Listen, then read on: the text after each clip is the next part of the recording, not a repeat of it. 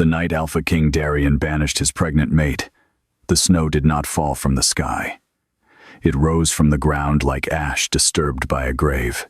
Every wolf in the royal courtyard stood beneath the black towers of Frostmir Keep, their breath steaming in the torchlight, their eyes fixed on the woman kneeling at the center of the stone circle with both hands bound in silver.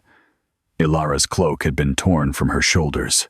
Her Luna circlet lay broken beside her feet, and though her belly was only beginning to show beneath the thin white dress the council had forced her to wear, there was not a soul in the courtyard who did not understand the cruelty of making a mother kneel on frozen stone. Darien stood above her on the winter dais, crowned in black iron, his expression carved from the same merciless rock as the mountains behind him. He had once touched her hair as though it were something sacred. He had once whispered that her heartbeat calmed the beast inside him, but now he looked at her as if she were a stranger wearing his mate's face. Beside him stood Lady Vera, in a crimson gown, her pale hands folded over a stomach that carried no child and a smile sharp enough to draw blood. The royal council had already spoken. The pack healer had already sworn before the old moon altar that the child inside Ilara did not carry Darien's blood.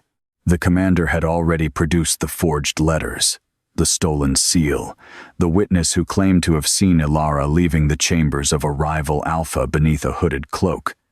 None of it was true, but truth had no voice in a court that had already decided which woman would be easier to hate. Ilara lifted her head, and the silver chains around her wrists hissed against her skin.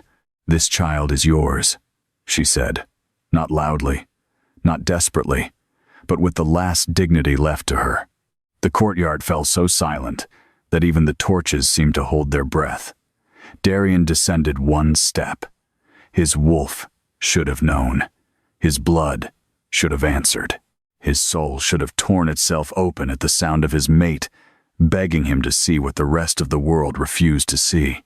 But the mate bond between them lay cold and silent inside his chest, strangled by a magic he did not know had been tied around it. His jaw tightened. His golden eyes did not soften. "Then, let the forest raise it," he said. A gasp moved through the courtyard like a blade through silk. Ilara did not cry then, not when the Luna circlet was crushed beneath the commander's boot, not when the council branded her exile into the record stones, not when Vera stepped close enough to whisper. A fallen bloodline always returns to the dirt. Ilara only placed one shaking hand over her unborn child and rose without permission. She walked through the open gates alone, past the wolves who had once bowed to her, past the women who would not meet her eyes, past the men who had sworn loyalty to her and now looked away as if mercy were contagious. Behind her, Frostmir Keep closed its iron gates. Before her, the winter forest opened its jaws, and high above the black pines, hidden behind clouds, the moon turned the color of bone. 3 months later, beneath that same frozen moon, Ilara screamed in a cave where no royal healer came, no candles burned, and no one held her hand but the ghosts of every woman from her fallen bloodline. The first wolf cub was born just as the wind died. The second came as every shadow in the cave bent toward her like kneeling beasts. They were impossibly small, impossibly warm, their silver fur damp against her trembling arms. Ilara thought for one heartbeat that grief had finally broken her mind, because both cubs opened their eyes before any newborn wolf should have been able to. One pair shone pale as moonstone, the other burned deep red as the heart of a winter star. Then the marks appeared. On the brow of each cub, beneath the wet fur, a crown of silver light bloomed. Far away, across the mountains, every ancient bell in Alpha King Darien's palace began to ring at once, and in Frostmir Keep, Darien woke from a dead sleep with blood in his mouth and his dying wolf howling one word into the darkness. Heirs. Ilara had been born in Ashen Vale, a place no one in Frostmir named without bitterness.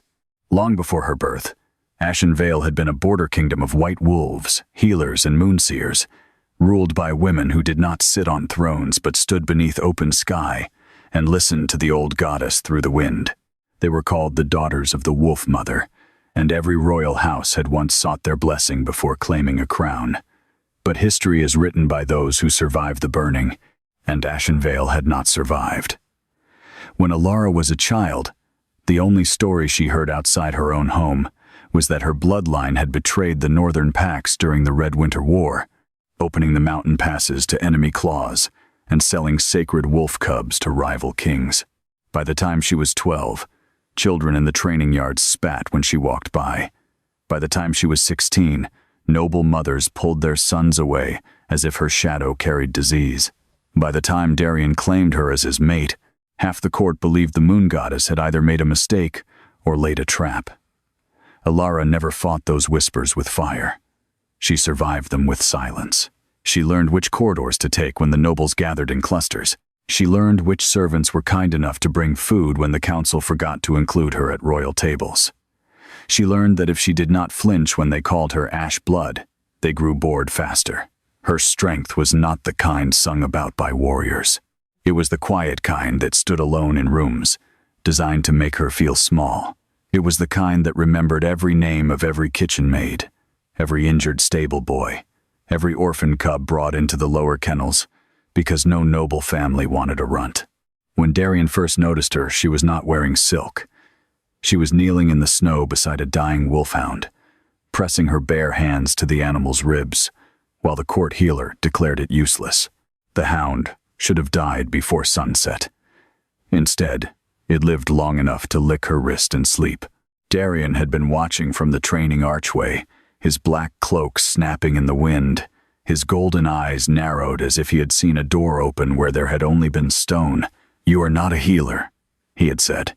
Alara had looked up, startled by his voice, and answered, "No, I only stayed after everyone else left." That was the first thing about her that unsettled him. She stayed. Darien of Frostmir was not a gentle king. He had inherited the throne at 23, standing over the corpse of his father, who had died foaming blood onto the white furs of his own feast hall. The court said King Alaric had been poisoned by his Luna, a southern bride with soft hands and a softer smile. Darien had been the one to hold his father's body as the old king's wolf thrashed beneath his skin, unable to shift, unable to die cleanly. From that day on, Darien learned that love could enter a palace wearing a crown and leave it drenched in blood. He executed the traitors named by the council. He hardened the borders. He silenced rival packs with war before they could gather courage. He became a king other alphas feared. And somewhere between the wars and the winters, he became a man who no longer trusted anything that asked to be loved. His wolf, once a massive black beast with gold along its spine, began to weaken after his father's death. At first, it was only pain beneath the ribs, then sleepless nights, then moments when Darien reached for his wolf and felt it staring back through a wall of fog. The old priestess said grief could wound a wolf.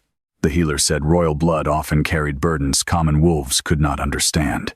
Lady Vera's family said what they had been waiting years to say.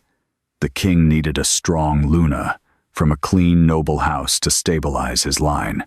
Then Darien found Alara in the snow with the dying hound, and the fog inside him moved. It did not clear. It did not heal. But for one impossible breath, his wolf lifted its head. Their bonding had not begun as a fairy tale. Alara feared him, as everyone did. Darien mistrusted her, as he mistrusted everyone. When the mate pull first stirred between them, it was not a blazing certainty but a thin silver ache, flickering and vanishing before either could name it. He summoned her to the West Library, under the pretense of asking about Ashen Vale records. She stood before shelves of old wars with her hands folded, answering each question as if one wrong word might become a blade. He asked why she never defended her bloodline. She said, "Because people who need someone to hate do not listen to history." He asked whether she hated Frostmir for what it had done to her family. She said, "I do not know Frostmir. I know people. Some have been cruel.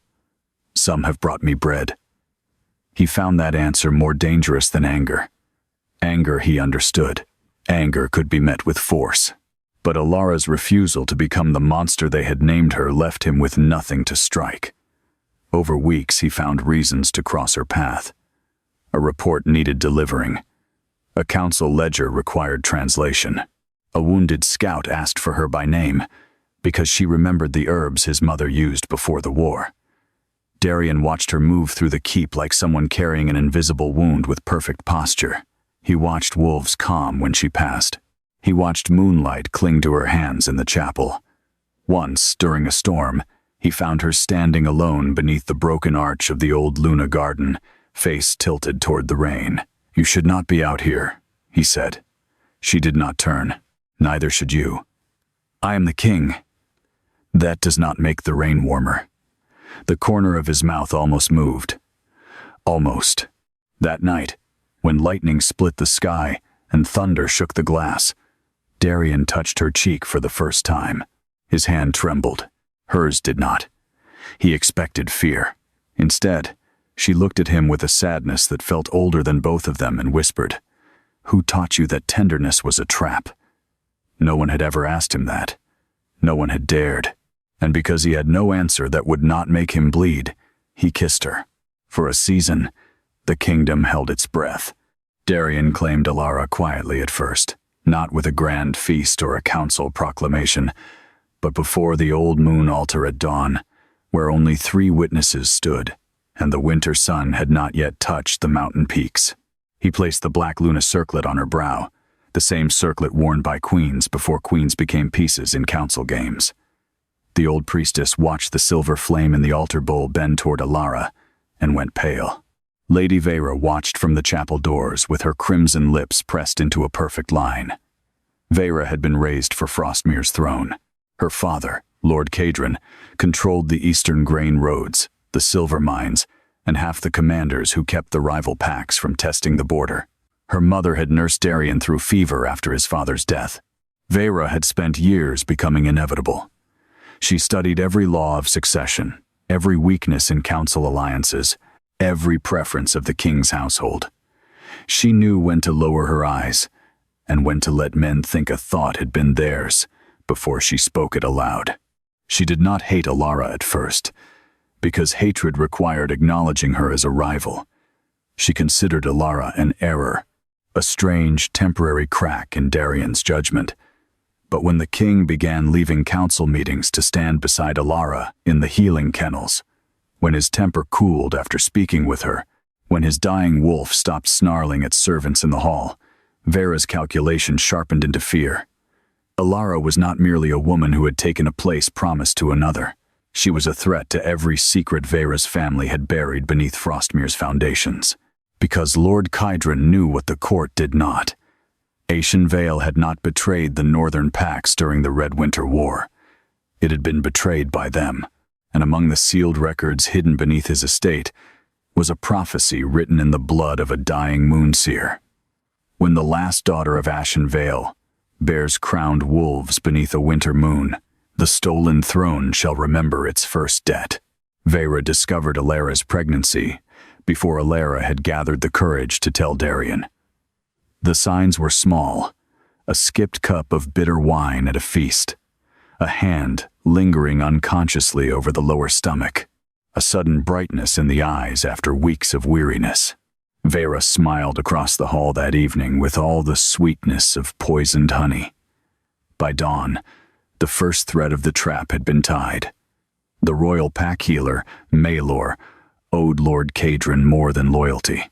Years earlier, he had concealed the truth of Darien's father's death, altering the body before the old priestess could examine it. King Alaric had not been poisoned by his Luna. He had been poisoned by a council faction that needed Darien young, grieving, and easily shaped. Maelor had told himself it was necessary for peace. By the time regret found him, guilt had already become a chain. Vera pulled that chain with delicate fingers. She did not ask him to kill Alara. Not at first. She asked only for doubt, a whispered concern that the child's scent was wrong, a ritual delayed until the moon was dark. A vial of Darien's blood mixed with ash and blackthorn to dull the mate bond whenever Alara came near. The magic was forbidden, not because it was dramatic, but because it was intimate. It did not make a man hate. It made trust feel like danger. It turned warmth into suspicion. It made the soul flinch from the very thing it needed most. Darien began to wake from dreams of Alara standing over him with a silver knife. He began to hear his father's dying breath whenever she entered a room. His wolf, already weakened, clawed at the fog but could not break it. Alara noticed the change before anyone else. He stopped touching her in public. Then he stopped touching her in private. His answers became shorter. His gaze lingered on her stomach with something like fear. One night she found him in the war room, staring at a map he had not read for an hour. "Darien," she said softly, "have I done something?" He did not look at her. "That is what I am trying to decide." The words landed so quietly that for a moment she did not understand she had been wounded. Then he lifted his eyes, and the man inside them was not the one who had kissed her in the rain. It was the king everyone else knew. "Where were you the night the southern envoy left Frostmir?" he asked. Ilara's fingers curled against her skirt. "In the chapel. You know that. The chapel has 3 doors. So does doubt," she said, "and it seems someone has opened all of them for you." The public trial was staged as mercy. That was how cruel courts survived their own reflection.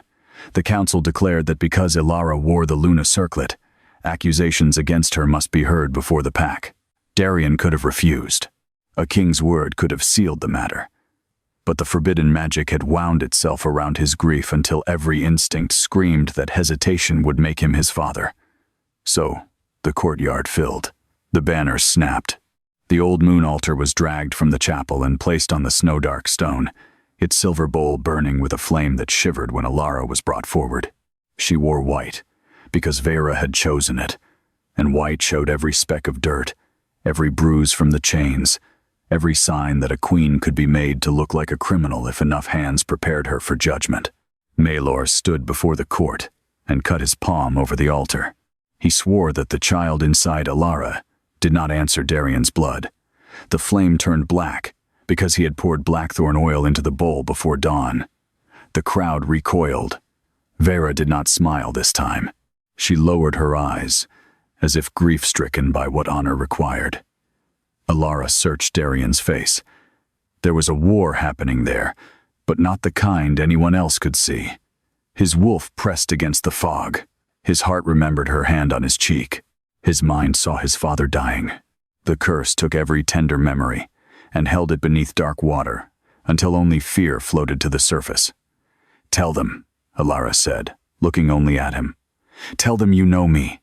Darien's hand tightened on the arm of the throne. The iron bent beneath his fingers. For one breath, everyone in the courtyard saw the king almost rise. Then Vera stepped closer and whispered, just loud enough for him alone, "Your father trusted a Luna too." Darien went still. The last warmth left his face. "Ilara of Ashen Vale," he said, and the use of her old name was more brutal than any sentence. "You are stripped of Luna standing. Your bond to the Frostmir throne is severed. You will leave this kingdom before moonrise and never return." Ilara's face did not change. That was what the court remembered later. Not tears, not pleading. The terrible calm of a woman whose heart had broken so completely there was no sound left in it. Only when Darien ordered the gates open did she speak. "This child is yours." He looked at her stomach as if it were a battlefield he could not afford to lose. "Then let the forest raise it." And so the forest did. The first week of exile should have killed her. Winter beyond Frostmir was not the gentle snow of palace gardens. It was a living thing with teeth. It climbed into Alara's bones, froze the edges of her hair, cracked her lips until every breath tasted of blood. The cloak given to her at the gate was too thin for mercy and too fine for warmth, a courtier's idea of what exile should look like from a distance. She walked until the towers vanished behind the pines. She walked until the road disappeared. She walked until the child inside her shifted, and she had to grip a tree to remain standing. Wolves watched from between the trunks. Not Frostmir soldiers. Wild ones. Exiled ones. Scarred ones. The kinds of wolves royal packs drove out because they were too old, too broken, too strange, too poor-blooded, too inconvenient to feed. Ilara expected them to follow until hunger made them bold. Instead, on the third night, a gray she-wolf, with one torn ear, dropped a dead hare at the entrance of the hollow, where Ilara had curled beneath roots. Ilara stared at the offering through fever-bright eyes. The wolf stared back. Neither moved. Then the she-wolf lowered her head, not in submission, but in recognition. More came after that. A limping black wolf, a white-muzzled elder, 2 yearlings with ribs showing through winter coats. They did not let her touch them at first, and she did not try. She shared what little fire she could build. She whispered names for them because no creature should be only a wound. Thorn, Ghost, Little Ash. When her body grew too weak to hunt for roots, the wolves brought meat. When storms came, they slept around the hollow, their bodies forming a wall against the wind. At night, Ilara dreamed of a woman made of moonlight and fur, kneeling beside a river red with war. The woman placed 2 crowns into Ilara's palms and said, "Not kings, choices." When Ilara woke, her hands glowed silver for 1 heartbeat before the light vanished. She told herself it was fever, but the wolves had seen, and from then on, they followed her, not as strays follow warmth, but as a forgotten people begin to follow a queen. In Frostmir, Darien's victory tasted like rot. The court expected him to move swiftly. Vera's betrothal contract appeared before the council within days, framed not as ambition but necessity. The kingdom needed stability. The borders needed certainty. The throne needed heirs untouched by Ashen Veil suspicion. Darien signed nothing. He sat through meetings with bloodless patience while his wolf paced behind his ribs, weaker each morning, angrier each night. The bond he had ordered severed should have faded. Instead, it haunted him. He would be speaking to commanders and suddenly smell snow in Ilara's hair. He would pass the Luna garden and hear her voice asking who had taught him tenderness was a trap. Once, while alone in the chapel, he found the black Luna circlet where the servants had placed it after the trial. It had been crushed on one side. He picked it up and cut his thumb on the broken edge. The altar flame leapt silver. Darien froze. In the silver light, for half a breath, he saw a cave, a woman hunched in pain, wolves gathered like shadows, and 2 small heartbeats burning brighter than stars. Then Maelor entered, and the vision vanished. The healer went pale when he saw the flame. Darien noticed. Suspicion, real suspicion, moved through him then, cold and clean, untouched by the curse. "What did you pour into the altar bowl at the trial?" he asked. Maelor's mouth opened. No sound came. Darien took 1 step toward him, and every candle in the chapel guttered. "Answer your king." Maelor began to tremble. But guilt can make cowards silent, even when truth would save them. He said only, "What the law required." Darien seized him by the throat and lifted him from the floor. His wolf surged, then faltered, coughing darkness through Darien's veins. Pain split his skull. Maelor dropped to the stones, gasping. In the doorway, Vera appeared as if summoned by weakness. "My king," she said softly. "You are unwell." Darien looked at her, and for the first time since Ilara's exile, something in him recoiled, not from memory, but from her. The twins were born during the longest storm of winter. Ilara had found shelter in a cave beneath the roots of an ancient moon cedar, a tree so old its bark had turned silver, and its branches hummed when the wind passed through. The exiled wolves gathered outside, whining, pacing, snarling at the storm as if they could frighten it away. Ilara had no healer, no by Sixto, by snow-warm water, no mother to tell her when to breathe, no mate to bear the pain through the bond, as royal alphas were sworn to do. She had only her own hands, her own teeth clenched against screams, and the deep, stubborn refusal to let Darien's last words become prophecy. Let the forest raise it. No, the forest could witness. The forest could shelter, but these children were hers. When the first cub slipped into her palms, Ilara sobbed once. a broken sound too small for the miracle it held. He was silver gray, no larger than her forearm, with a dark line of fur down his spine, like a blade shadow. When he opened his eyes, red light filled the cave. Every wolf outside fell silent. The second came smaller, paler, almost white, with a faint gold shimmer beneath the wet fur at her chest. Her eyes opened blue-white, and the cave warmed as though dawn had entered through stone. Then the crown marks appeared on both their brows, not painted, not burned, born from within, delicate and unmistakable, 3 points of silver light above each pair of eyes. Ilara knew enough royal law to understand. In Frostmir, true heirs of the Alpha line were not named by men. They were recognized by the old bells. The bells rang only when royal blood entered the world, carrying a living wolf spirit strong enough to answer the throne. No bell had rung at Darien's birth, because his father had been at war, and the old magic had been weakened by bloodshed. No bell had rung in Frostmir for 70 years. Yet now, in a cave beyond the border, Ilara felt the sound before she heard it. Deep beneath the mountain, iron throats woke. One bell, then another, then all of them. The sound rolled through the forest, through the roots, through her bones, through the bodies of the exiled wolves who lowered themselves to the cave floor, as if the world had shifted under their paws. Ilara held her cubs against her chest and wept at last. Not because Darien would know, not because the court would be forced to choke on the truth, but because her children had entered the world already carrying the burden of a crown. And crowns, Ilara knew, were just beautiful ways to mark a target. Darien reached the bell tower barefoot, half-dressed, with a sword in one hand and blood still drying on his lips. The entire palace had awakened in terror. Servants clutched doorways. Guards ran without orders. Nobles emerged from guest chambers wrapped in furs, shouting questions no one could answer. The bells rang with no hands upon the ropes. The oldest, the air bell, had cracked down the center generations ago and never sounded even when struck. Now it thundered so violently that flakes of ancient iron fell like black snow. Darien climbed the spiral stairs 2 at a time, his wolf howling inside him with a grief so savage it nearly drove him to his knees. At the top stood the old moon priestess, blind in one eye, her silver hair unbound and whipping in the wind that poured through the open arches. She did not bow. "Where is she?"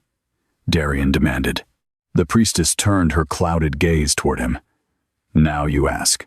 The words hit harder than any blade. "Where is my mate?" he said. And this time, the title tore out of him, before pride could stop it.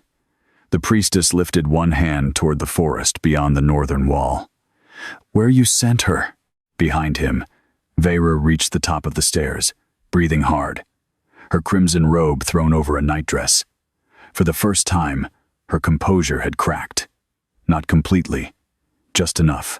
"Bells can be deceived," she said. "Old magic answers old blood.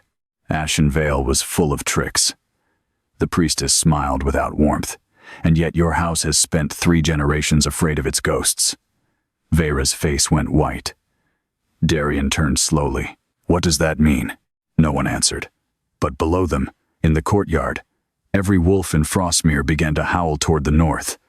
Not in warning, not in mourning, in welcome. The search party left before dawn, though Darien did not call it a search party.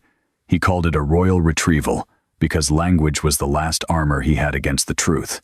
He rode at the front on a black warhorse bred not to fear wolf scent, with 12 royal guards behind him, Maelor bound and gagged across a pack saddle, and Vera, riding in a white fur cloak, as if she had been invited by grief rather than dragged by suspicion. The council had argued against the journey. If Ilara had borne heirs, they said, the cubs must be brought safely to Frostmir at once. If she had used forbidden magic to trick the bells, she must be executed before rival packs heard the sound and challenged the throne. In both arguments, Ilara's life was an inconvenience. Darien listened until the chamber felt too small for his rage. Then he drew his sword and drove it through the council table so deeply the blade split the carved map of the kingdom in two. "If any man speaks of killing her again," he said, "I will begin my investigation with his throat." It was not devotion yet, not enough. Devotion would have trusted before the bells, but it was the first public fracture in the wall they had built around him. Through that fracture, his wolf breathed. The northern forest did not welcome the king. Branches clawed at his cloak. Snow swallowed the road. Twice the horses refused to cross places where the air shimmered silver between the trees. Darien dismounted and walked. He found signs no court hunter would have noticed, because kings are trained to see armies, not survival. A strip of white cloth tied around a broken paw print, ash, from a small fire hidden beneath stone.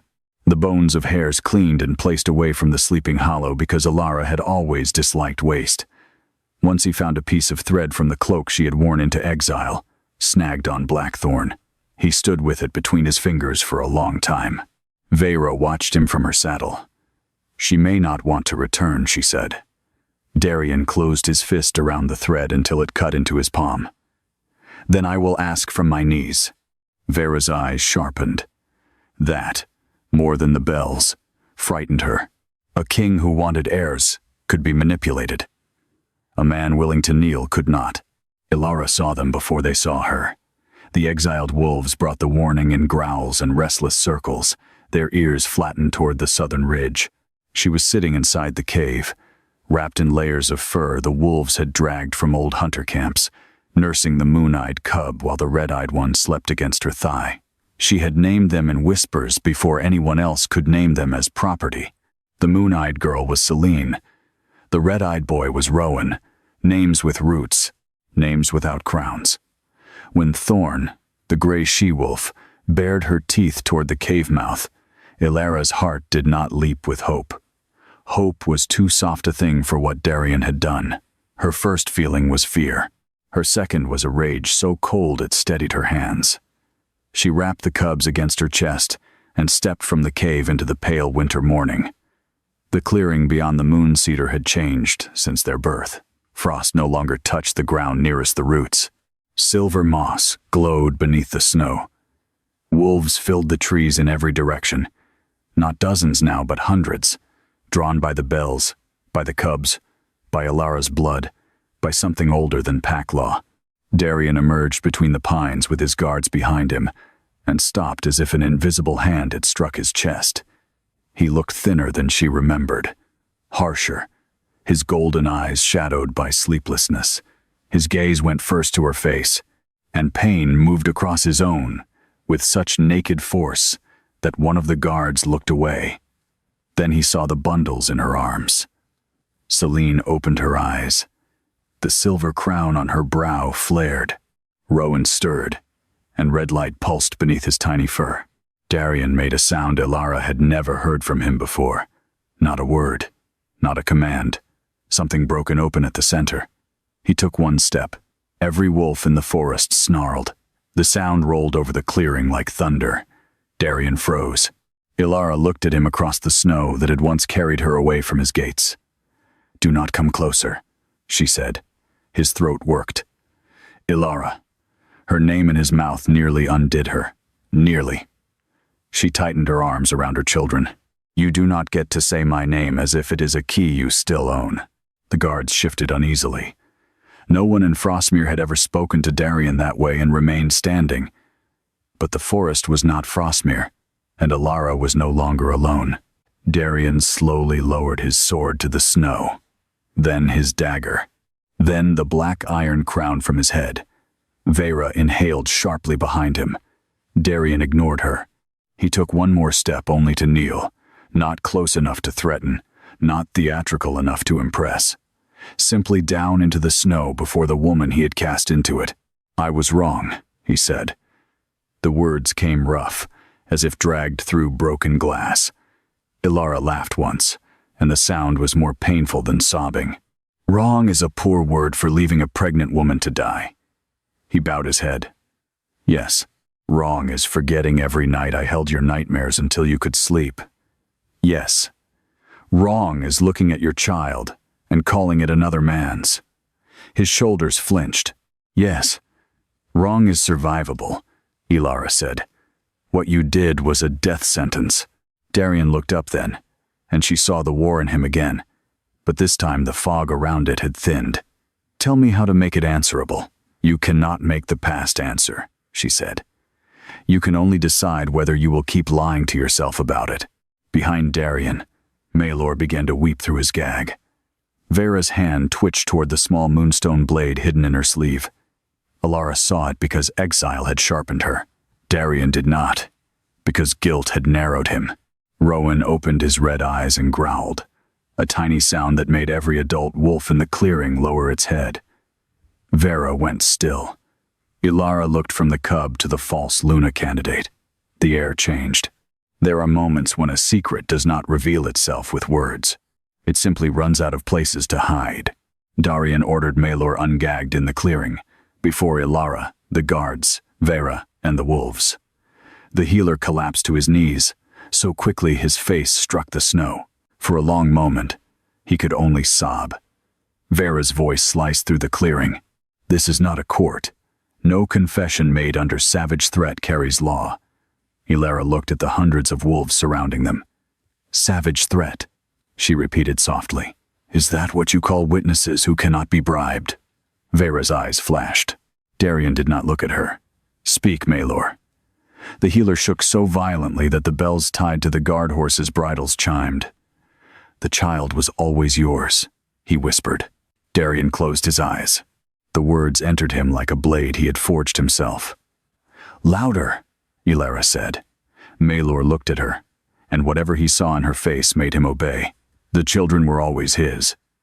I falsified the blood rite. I blackened the altar flame. I gave the king blackthorn drafts mixed with his own blood to distort the mate bond. One of the guards cursed. Another stepped back from Vera, as if her perfume had become smoke. Darien rose slowly. The forest grew colder. On whose order? Maelor's gaze flicked to Vera and away. That was answer enough for every wolf in the clearing. Vera's face changed with astonishing grace. Fear vanished beneath wounded dignity. He lies because he has been promised mercy by a disgraced woman with witch blood. I promised him nothing, Ilara said. Not mercy. Not death. Not even forgiveness. Those are luxuries for people who are allowed to give birth under a roof. Vera's mask cracked again. You speak as if suffering makes you holy. It does not. You are Ashen Vale. Your bloodline nearly destroyed this kingdom once. No, said a voice from the trees. The old moon priestess stepped into the clearing, leaning on a staff of white bone, her blind eye shining. Darien stared. You followed us? Someone had to bring the truth where kings were too proud to look for it. She lifted a roll of cracked parchment, sealed in silver wax. Ashen Vale did not betray Frostmir. Frostmir betrayed Ashen Vale, and Lady Vera's house helped bury the record. Vera moved then, not toward Darien, not toward the priestess, toward Selene. The moon-eyed cub lay against Ilara's breast, blinking sleepily beneath her crown mark, unaware that an entire kingdom had already begun to hunger for her blood. Vera's moonstone blade flashed from her sleeve, bright and thin, carved for rituals rather than war. She did not swing like a soldier. She struck like a woman who had calculated every possible ending and chosen the one in which innocence bled fastest. Darien lunged, but he was too far. The guards shouted. The wolves surged. Ilara turned her body around the cubs, knowing she could not move quickly enough. The blade should have pierced her back. Instead, Rowan screamed. The red-crowned cub's tiny cry split the air open. Every shadow in the clearing rose, not stretched. Rose. They formed the shape of wolves larger than horses, wolves with hollow eyes and antlers of moonlight, wolves made of all the dead who had been denied names.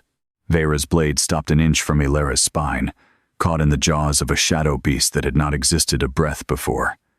The beast turned its skull toward Vera and growled in a language older than courts. Vera fell backward, all elegance gone. Ilara stared at her son. Rowan trembled in her arms, exhausted by a power no newborn should have carried. The priestess whispered, Blood crown. Then Selene opened her eyes fully. Silver light washed over the clearing, gentle and terrible. The torn skin on Alara's wrists, scarred from the exile chains, closed beneath that light. The old limp in Thorn's back leg straightened. Darien's hand flew to his chest as his dying wolf, starved for months behind forbidden magic, breathed freely for the first time. The priestess bowed her head. Mooncrown. The exiled wolves sank to the ground one by one. Not to Darien, not to his guards, to Alara and the children. Darien watched it happen, and for all the pain of seeing the truth too late, there was no jealousy in him. Only awe, only grief, only the dawning understanding that the throne had not been stolen from him. It had been waiting for her. They returned to Frostmir at dusk, but not as Darien had imagined when he left. Alara did not ride behind him. She did not enter under guard, nor under escort, nor under the restored title of Luna, as if his permission could repair what his judgment had broken. She walked through the iron gates on foot, with Selene and Rowan wrapped against her chest, the exiled wolves flowing behind her like a second army, and Darien walking several paces back without his crown. Word had outrun them. The entire palace had gathered again in the courtyard, where she had once been condemned. Nobles stood with faces pale beneath torchlight. Servants wept openly. Councilmen who had shouted for her exile lowered their eyes to the stones. Vera rode bound between two guards, her crimson cloak torn at the hem, her expression hard with the knowledge that sympathy could still be weaponized if she survived long enough. Lord Cadron waited on the dais, surrounded by his loyal commanders, and for a moment it seemed he might still choose war over exposure. He was not a fool. He understood that if Alara's children were accepted, the old records would be opened, and if the records were opened, 3 generations of stolen influence would burn. "My king," he called, as Darien entered the courtyard. "Step away from the Ashen witch, and we can still contain this." Darien stopped. The word witch moved through the crowd uneasily, searching for old fear to feed on. Alara felt it. Old habits waking, old prejudice looking for a familiar shape. She could have let Darien answer. Part of her wanted to see him draw blood for her. Another part, quieter and stronger, knew that if her new place began with his violence, the court would only learn to fear the hand protecting her. So she stepped forward herself. "Ashen witch," she said, her voice carrying across the stones. "Traitor, false Luna, barren blood, I have worn every name this court needed to place on me. Tonight, you will wear one of your own." Lord Cadron smiled thinly. "And what name is that?" Alara looked at the old priestess. The priestess broke the silver seal on the parchment. The record unfurled in the wind, glowing as moon script woke across its surface. "Oathbreaker," Alara said. The courtyard torches turned blue. The truth did not come as a speech. It came as vision. Moon script lifted from the parchment and spread across the courtyard stones, forming images of the Red Winter War as it had truly been. The wolves of Ashen Vale standing at the mountain passes, not opening them to enemies but holding them closed while Frostmir's army retreated. Women with silver hair carrying wounded cubs through snow. Lord Cadron's grandfather meeting rival alphas beneath a black banner, trading the location of Ashen Vale's sanctuaries in exchange for mines, roads, and council seats. The slaughter that followed. The records burned. The survivors branded as traitors before they could speak. Alara watched her own history unfold before the descendants of those who had spat on it, and the pain was stranger than she expected. Not healing. Not yet.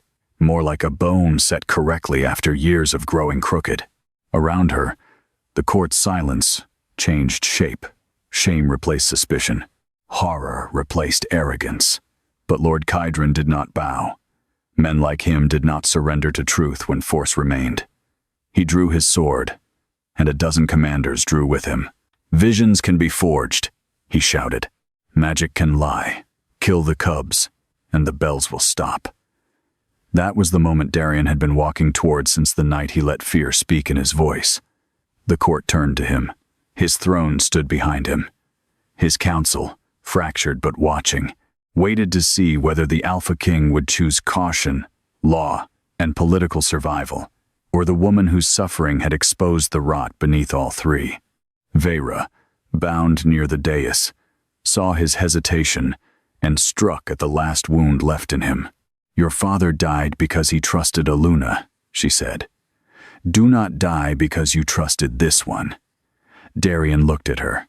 Then he looked at Alara, at the children, at the wolves behind them, at the broken place in the courtyard where she had once knelt.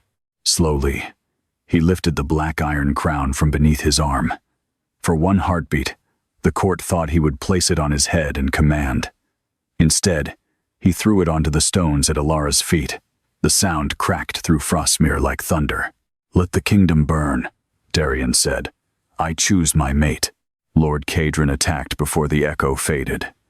His commanders surged down the dais, and Frostmir became what it had always pretended not to be, a battlefield built inside a palace. Wolves shifted in bursts of fur and bone. Guards collided with noble soldiers. Blue torches guttered in the wind of bodies moving too fast for human eyes. Darien shifted halfway through a leap, his black wolf tearing free of his skin with a roar that shook snow from the battlements. He was enormous, scarred, gold-spined, but weakened by months of blood magic and years of grief. Lord Cadron had prepared for that. From beneath the dais, Vera's loyalists dragged a silver net etched with blackthorn runes, the kind once used to trap mad kings without killing them. They cast it over Darien as he struck the first line of soldiers. The net burned into his fur. His roar turned savage, then strangled. Alara moved toward him instinctively, but Vera, though bound, smiled through blood on her lip. "Choose, Alara," she called. "Him or your children." At the far side of the courtyard, Maelor, in a final desperate attempt to buy mercy from whoever survived, had seized Celine from the old priestess's arms. The moon-eyed cub cried once, and every light in the courtyard dimmed.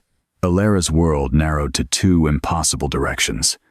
Darien trapped beneath silver, her daughter held under a traitor healer's knife.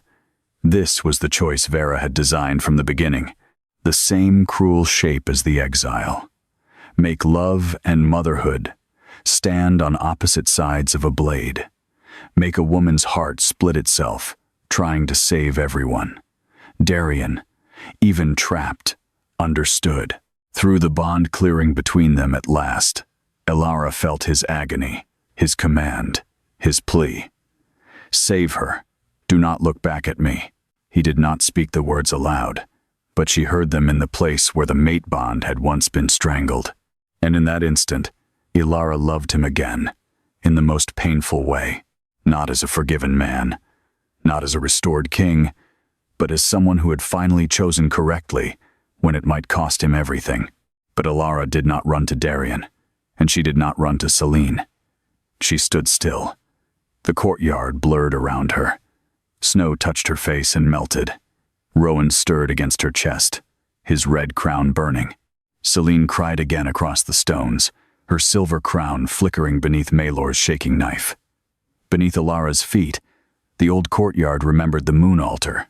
Beneath the altar, the mountain remembered the first oath.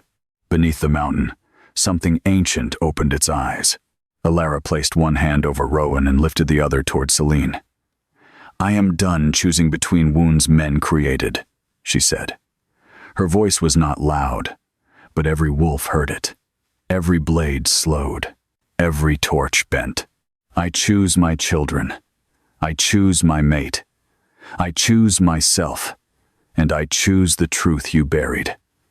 The moon vanished behind a storm cloud. For one terrible second, darkness swallowed Frostmir. Then Alara's shadow rose behind her, not human, not fully wolf, but vast and white and crowned with antlers of silver flame. The wolf mother emerged through her blood. Alara's body did not break. It transformed by becoming more itself. Her hair lifted like winter smoke. Her eyes turned the pale gold of dawn on snow. Around her, the exiled wolves howled, and the royal wolves of Frostmir answered before their masters could stop them. The silver net over Darien snapped as if bitten through by invisible jaws. Maelor's knife turned to frost in his hand and shattered. Selene floated from his grip into a cradle of moonlight. Rowan's red crown flared, and every commander who had sworn falsely to Lord Kydron dropped his weapon, not compelled by fear but crushed by the weight of every oath he had broken. Lord Kydron staggered backward. Varys stared at Alara with something beyond hatred now. Recognition, perhaps. Terror, certainly. "That power should have died in Ashen Vale," she whispered. Alara turned to her. "It survived in the daughters you taught the world to despise." The battle ended not with slaughter, but with knees striking stone. Some fell because the moon crown called the living wolf inside them to witness truth. Some fell because the blood crown dragged their broken oaths into the open. Some fell because Darien, free of the net and bleeding from a dozen silver burns, placed himself between Alara and every remaining sword, with a snarl that promised a death no song would soften. Lord Kydron was seized by his own men after the moon script showed the oath marks blackening on his hands. Maelor crawled to Alara with his forehead pressed to the frozen ground, begging for death, as if it were kinder than living with what he had done. Alara looked down at him and saw not a monster, but a coward who had fed monsters until he became part of their teeth. "You will live," she said. He sobbed harder. "You will speak every name you helped bury.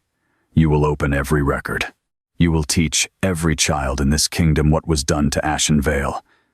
And every morning you wake, wishing I had killed you, you will remember that mercy can be a heavier chain than silver." Darien watched her pronounce that sentence, and something like reverence entered his face. Not because she was powerful. Power alone had never saved anyone from becoming cruel. He looked at her as a man looks at a flame that has passed through a storm without becoming wildfire. Vera was brought forward last. Her wrists were bound, but her chin remained high. "If you think he will not fail you again," she said, "then motherhood has made you foolish." Alara stepped close enough to see the fear hidden beneath Vera's defiance. "No," she said quietly. "Motherhood has made me precise." Vera's eyes flicked to Darien. "He belongs to the throne." Alara shook her head. "That is what ruined him." Then she looked back at the court, at the nobles who had laughed, at the servants who had wept, at the wolves who had chosen, at the king who stood without a crown. No one belongs to a throne. A throne belongs to the people it protects, and this one has forgotten. Dawn came slowly, staining Frostmir's towers with the first pale gold the kingdom had seen in weeks. The dead were counted, the wounded were carried, the traitors were chained. The bells, exhausted by miracle, hung silent at last. In the great hall, the court gathered not for a coronation, not yet, but for recognition. Alara stood before the throne she had never wanted, wearing no jewels except the 2 sleeping cubs wrapped against her heart. Selene's tiny paw rested over Rowan's ear. Rowan's red crown had faded to a faint mark beneath his fur. They looked almost ordinary in sleep, and that, more than their power, made the court tremble. They were not symbols to Alara, not prophecy, not leverage. Children, hers. Darien entered without his crown, and with bandages crossing his chest where silver had burned through skin. He did not stride to the throne. He walked to Alara and stopped several steps away, as he had in the forest, asking distance for permission. The entire court watched. This was the moment songs would later try to polish into something simple. A king kneeling, a queen forgiving, a mate bond restored beneath the approving moon. But real love after betrayal is not simple, and Alara would not insult her own survival by pretending it was. Darien lowered himself to one knee before her and bowed his head. "I cannot ask you to forget," he said. His voice carried through the hall, rough and bare. "I cannot ask you to return to what we were. I destroyed that with my own hands. I can only give you what I should have given you before the world demanded proof. My belief, my protection, my throne if you want it, my exile if you command it, and every remaining day of my life spent answering for the night I failed you." Ilara looked at the man who had broken her heart, and the king who had broken his own crown rather than lose her again. She felt the mate bond between them, no longer a chain, no longer a fogged thread, but a wounded living thing breathing carefully in the space they had left open. "You may protect them as their father," she said. "You may serve this kingdom as its alpha, if the wolves still accept you. But you will earn your place beside me, as my mate." Darien's eyes lifted. There was pain there, and relief, and a devotion too young to be trusted but strong enough to begin. "Then I will earn it," he said. "Every day." Ilara nodded once. Not forgiveness, not refusal. A door left open because he had finally stopped trying to force it. By winter's end, Frostmir no longer spoke of Ashen Vale in whispers. Its records were read aloud in the courtyard where Ilara had been condemned. Children learned the names of the moonseers who held the mountain passes. The old banners were taken from sealed chests and hung beside Frostmir's black wolf standard, silver ash leaves on a field of blue. The council was stripped and rebuilt, with seats for border packs, healers, exiles, and those whose bloodlines had once been used as insults. Mylor lived, as Ilara had decreed, and each morning his voice shook over another buried truth. Vera was sent not to a dungeon beneath the palace, where darkness might have made her a martyr, but to the old moon temple she had helped defile, bound under priestess guard, to spend her life restoring the names her house erased. Lord Cadron died before trial, not by execution, but because his own wolf refused to rise after the blood crown exposed his oaths. The kingdom called that justice. Ilara called it consequence. Darien changed more slowly than songs preferred. He still woke some nights with his father's death in his throat. He still reached first for command when fear cornered him. But now, when he did, he stopped. He learned to place the crown on the council table instead of hiding behind it. He learned the names of the exiled wolves. He learned to hold Celine without fearing her light would judge him, and Rowan without flinching when the tiny cub growled at his beard. He learned that asking forgiveness once was pride, but living repentantly was love. Sometimes Ilara watched him from the Luna Garden, where the broken arch had been repaired with silver cedar, and felt grief for the version of them that might have been, if fear had not been given a throne. Then Celine would tumble over Rowan's paws, or Darien would look up from the training yard with a softness he no longer tried to bury, and Ilara would remember that not all ruined things wanted to be restored. Some wanted to be remade.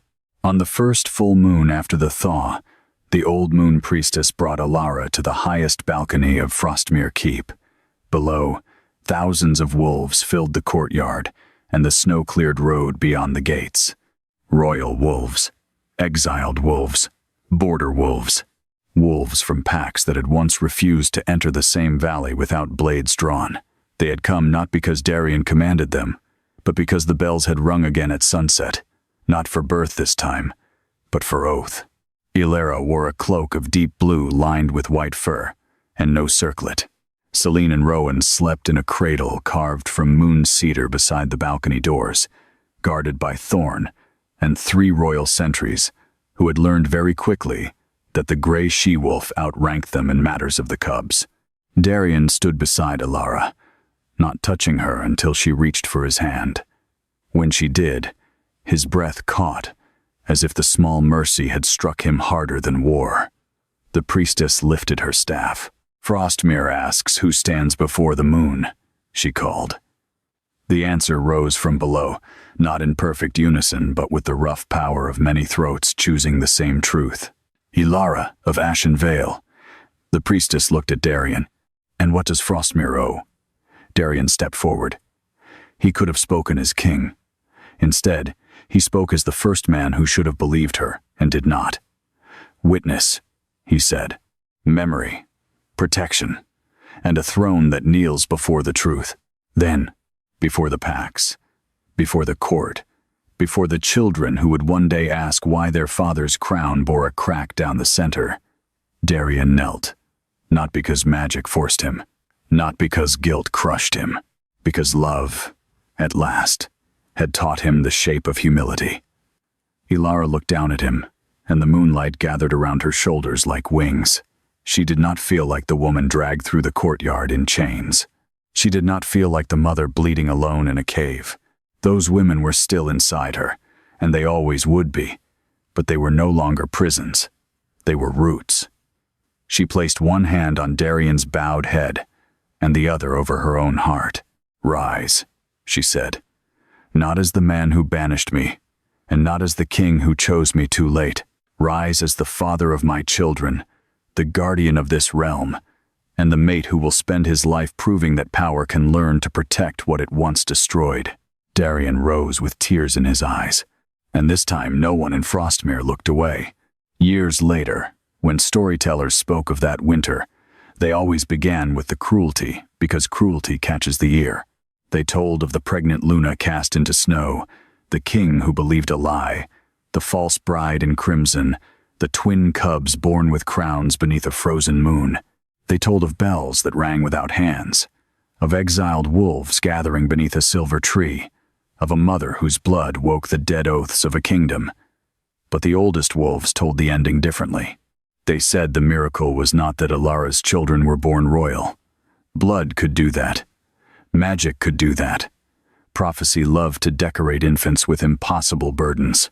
The miracle was that a woman who had every right to become vengeance chose instead to become judgment, and judgment, when held by steady hands, remade a kingdom more completely than revenge ever could. In the restored garden of Frostmir, beneath the arch where rain had once hidden a first kiss, Ilara often sat with Selene asleep in her lap, and Rowan gnawing at Darien's crown with determined little growls. Darien would pretend to scold him. Rowan would growl louder. Selene would wake, place one paw on her brother's head, and both cubs would tumble into Alara's skirts, while the feared alpha king of the northern packs surrendered to laughter so quiet and astonished it still sounded new. On those evenings, Darien sometimes reached for Alara's hand and waited, always waited, until she chose to give it. Some nights she did, some nights she did not. Love after ruin moved at the pace of trust, and Darien had learned not to rush sacred things. But when the moon rose high, and the wolves of Frostmir howled from every tower, Ilara felt the bond between them stretch through the dark, scarred but living, no longer a chain around her fate, but a bridge, built stone by stone. She would look toward the forest that had raised her when the palace cast her out, and she would remember the cave, the blood, the crowns, the bells. Then she would look at her children, at the king who had knelt, at the banners of Ashen flying where shame once stood, and understand the truth the wolf mother had whispered in her dreams. Crowns were not proof of worth. They were tests. And Ilara, last daughter of a fallen bloodline, mother of the moon crown and the blood crown, had passed hers by refusing to let the world that wounded her decide what kind of queen she would become.